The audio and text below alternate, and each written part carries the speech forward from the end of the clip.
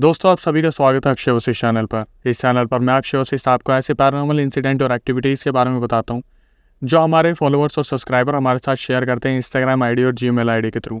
Recently हमने Instagram पे अपना व्हाट्सअप नंबर एक्टिवेट कर दिया, तो आप कॉल भी कर सकते हैं और मैसेज भी कर सकते हैं। मैं अक्षय वशिष्ठ आपसे डायरेक्ट कनेक्ट होऊंगा और आपके इंसिडेंट को रिकॉर्ड करके उस पर स्टोरी बनाऊंगा और रिप्रेजेंट करूँगा हमारी ऑडियंस के साथ।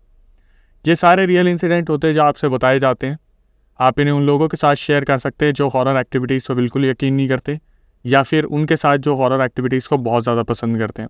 आज का जो इंसिडेंट है वो हमें डॉली ने बताया है, जो कि महाराष्ट्र से जलगांव से रहने वाली है। इस स्टोरी में उन्होंने सबसे पहले तो मुझसे एक क्वेश्चन पूछा और आप ऑडियंस से भी एक क्वेश्चन पूछा कि अक्षय सर, क्या आप कभी दहशत में 1 हफ्ता या 2 हफ्ता या 15 दिन तक रहे हैं? तो मैंने डॉली को एक ईजी सा आंसर दिया कि 2016 में मेरे साथ भी कुछ पैरानॉर्मल इंसिडेंट हुए थे जो मैंने अपनी यूट्यूब वीडियो पे डाले हुए हैं। Ghost made me to quit this channel, आप मेरी वीडियो देख सकते हो जहाँ मैंने 2016 में अपने यूट्यूब चैनल क्यों छोड़ा था। वहाँ पर पूरा इंट्रोडक्शन और कुछ क्लिप्स है उसमें जहाँ एज अ प्रूफ मैंने हाईलाइट किया है कि मेरे साथ क्या इंसिडेंट हुआ था। खैर, स्टोरी पे वापस आते हैं। तो कभी सोचिएगा, जब हम कोई हॉरर सीरियल देखते थे तो हम 1 रात या 2 रात के लिए तो काफ़ी परेशान रहते थे और हमें नींद नहीं आया करती थी, ये सोच के कि अगर हमारे ऊपर कोई ईवल स्पिरिट आ जाए तो क्या हो। डॉली ने बताया कि आज से 8-9 साल पहले अक्षय सर महाराष्ट्र के जलगांव में एक ऐसा इंसिडेंट हुआ था जो पहले तो दब गया, लेकिन जब वो सामने आया तो कुछ इस कदर आया कि पूरा मोहल्ला चौंक गया था। मैंने जब जाना तो मैं खुद भी बहुत हैरान था कि अगर अधूरी इच्छा के साथ किसी की मृत्यु हो जाए तो उस आत्मा को कभी मुक्ति नहीं मिलती। उन्होंने बताया कि 8 से 9 साल पहले मेरे एक कज़न थे जो महाराष्ट्र के जलगांव में एक कॉलेज में पढ़ा करते थे। कॉलेज ऑन गोइंग बहुत सारे स्टूडेंट्स थे, मे भी शायद किसी का बर्थडे था रात को, और मेरा जो कज़न था वो भी उस बर्थडे को सेलिब्रेट करने गया था। कॉलेज में अक्सर ऐसी चीज़ें होती रहती हैं जब आपको थोड़ा वहम हो जाता है, और कभी कभी कोई इंसिडेंट जो बहुत ही ज़्यादा हाईलाइट भी हो जाते हैं, लेकिन ये पहला इंसिडेंट है जो कॉलेज के बाहर हुआ। डॉली ने बताया कि मेरा जो कज़न था वो बर्थडे सेलिब्रेट करके आने में काफ़ी लेट हो गया था। तो जिस रास्ते से वो और उसके दोस्त आ रहे थे उस रास्ते के बीच में एक चौराहा पड़ता है जहाँ से एक रास्ता राइट में जाते हैं और एक लेफ़्ट में जाते हैं। तो जो उनके कज़न थे वो अकेले लेफ़्ट में गए और जो बाकी 2-3 दोस्त थे वो राइट में चले गए, क्योंकि घर अलग अलग पार्ट में थे। तो डॉली ने बताया कि जब लेफ़्ट में मेरा कज़न मुड़ा तो राइट वाले दोस्तों को उसके चिल्लाने की आवाज़ें आने लगी कि मैंने किसी को देखा है, देखो वो वहाँ पर बैठी है। और उनके जो कज़न थे उन्होंने क्या करा, आसपास जितने भी घर थे उन पे पत्थर मारने शुरू कर दिए अपनी जान बचाने के लिए। घर पे पत्थर लगने के बाद कुछ लोग बाहर आए और उन्होंने उनके कज़न की हालत देखी जो बहुत ज़्यादा ख़राब हो रखी थी, जो बार बार एक नीम के पेड़ की तरफ इशारा करके बोल रहे थे कि देखो वो बैठी हुई है और वो मुझे पुकार रही है और वो मुझे जान से मार देगी। जो राइट में दोस्त मुड़े थे इस आवाज़ को सुन के वो भी भागकर वापस आए और उन्होंने भी इस चीज़ को एनालाइज किया कि जो डॉली के कज़न थे उनकी हालत बहुत ज़्यादा ख़राब है, वो बहुत ज़्यादा पसीने पसीने हो गए थे और वो बार बार एक ही नीम की पेड़ की तरफ उंगली करके बोल रहे थे कि मुझे मार देगी, ये वहीं पर बैठ के मुझे देख रही है, मुझे बचा लो। कुछ देर बाद डॉली के जो कज़न थे वो इस चीज़ को बोलते बोलते बेहोश हो गए। डॉली के जो कज़न के पेरेंट्स थे उनको इन्फॉर्म करा गया कि ऐसे जो लड़का है आपका वो चौराहे के पास बेहोश हो गया। और उनके जो दोस्त थे उन्होंने कैसे न कैसे एक कैब को बुलाया और वो उनके कज़न को, डॉली के कज़न को हॉस्पिटल में ले गए। पूरे 1 दिन बाद डॉली के कज़न को होश आया और होश आते ही जैसे ही उन्होंने आंखें खोली वही सारी चीज़ें दोबारा शुरू हो गई। हॉस्पिटल के रूम में उनके मम्मी पापा थे और 1-2 दोस्त थे और वो सामने देख के बोलने लगे कि ये यहीं खड़ी है, ये मुझे ले जाएगी, ये मुझे मार देगी, मुझे इससे बचा लो। डॉक्टर आए, उन्होंने उसे इंजेक्शन दिया।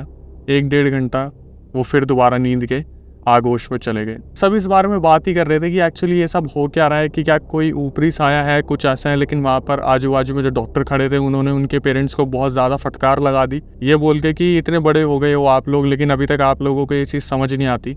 कभी कभी इंसान मेंटली बहुत डिस्टर्ब हो जाता है। इन्होंने कुछ अंधेरे में देख लिया होगा जिसकी वजह से इन्हें शौक लगा है।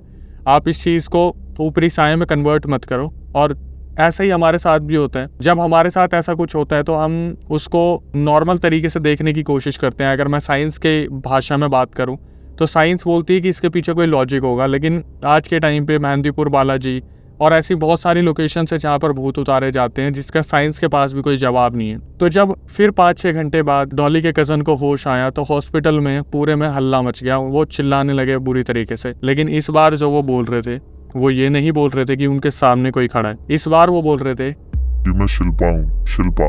ये सुनने के बाद वहाँ पर सबकी हालत बहुत बुरी हो गई थी, क्योंकि जो कज़न थे वो किसी लड़की की आवाज़ में बात कर रहे थे जो बार बार एक ही बात बोल रही थी कि मैं शिल्पा हूँ, मैं उस नीम के पेड़ पर रहती थी। इस चीज़ को सुनकर वहाँ पर दहशत का माहौल बन गया। दूसरे के रूम से पेशेंट उठकर देखने आए कि यहाँ पर लड़की कौन आ गई। आवाज़ बहुत ज़्यादा तेज़ थी और आवाज़ लड़की की थी, और जहाँ पर एक ही चीज़ बोली जा रही थी कि मैं शिल्पा हूँ, मैं शिल्पा हूँ, मैं उस पेड़ पर रहती हूँ, इस लड़के ने मुझे देख लिया, मैं इसके शरीर के अंदर आ गई, अब मैं इसको लेकर चली जाऊंगी।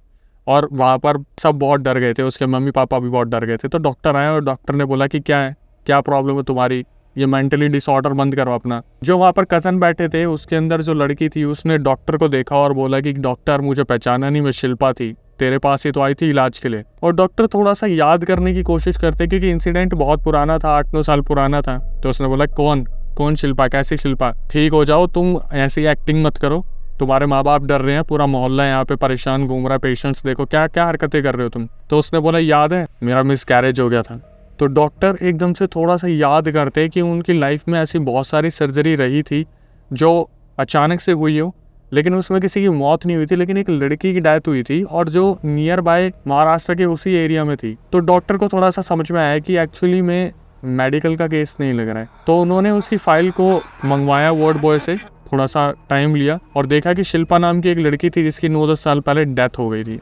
लेकिन रीज़न क्या था वो मैं आपको बाद में बताऊंगा। वापस आते डॉली के जो कज़न थे वो वहाँ पर बहुत अजीब तरीके से चिल्लाते हैं डॉक्टरों के ऊपर कि मेरे को तुमने मार दिया, मुझे तुम बचा नहीं पाए, मैं उस नीम के पेड़ पे रहती थी, मैं इस लड़के को लेके चली जाऊंगी, मुझे किसी ने भी शांति सुख से रहने नहीं दिया, मेरा वक्त पे इलाज नहीं करा, मैं मर गई। और सब बहुत ज़्यादा कंफ्यूज थे इस चीज़ को लेके कि यहाँ पे हो क्या रहा है। डॉक्टर आए क्योंकि ऑब्वियसली डॉक्टर इस चीज़ को एक्सेप्ट नहीं कर सकते थे। ये स्प्लिट पर्सनैलिटी की एक बीमारी है जो शायद इस लड़के को हो गई है, हमें थोड़ा ट्रीटमेंट देना होगा, कुछ डिप्रेशन की दवाइयाँ लगेंगी। लेकिन जो डॉली के कज़न के जो मम्मी पापा थे वो इस चीज़ को समझ गए थे कि कुछ ना कुछ गलत है और डॉक्टर भी इस चीज़ को छुपा रहे हैं। तो उन्होंने क्या करा, जब सारे डॉक्टर्स वहाँ पे अवेलेबल नहीं थे, किसी एक एक्सपीरियंस पर्सन को बुलाया जिन्होंने जो स्पिरिट थी जो कज़न के अंदर थी उससे कम्युनिकेट की।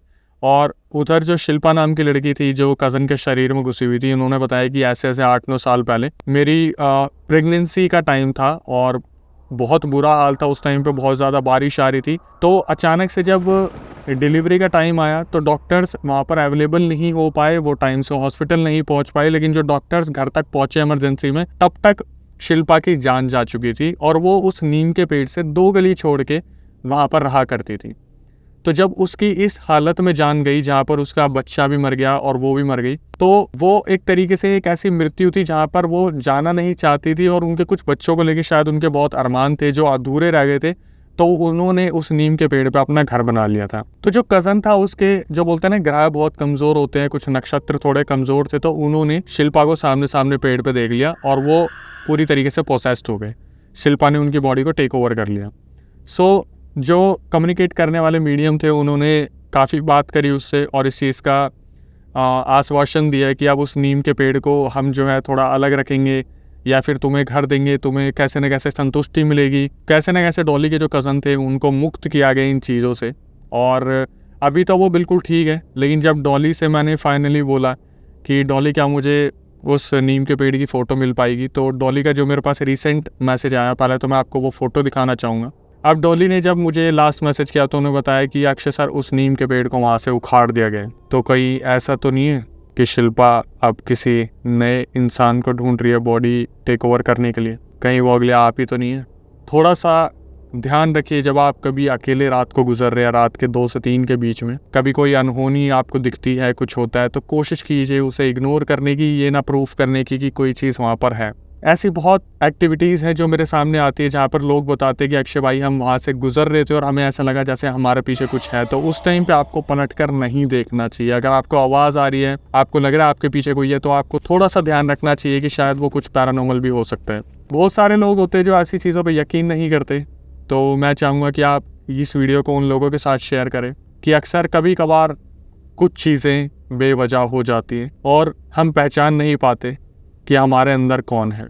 आपके साथ भी कोई अगर ऐसी आप बीती हो तो आप मुझसे शेयर कर सकते हैं। मैं अक्षय वशिष्ठ उसे अपने चैनल पर शेयर करूँगा। तब तक के लिए stay tuned with the channel.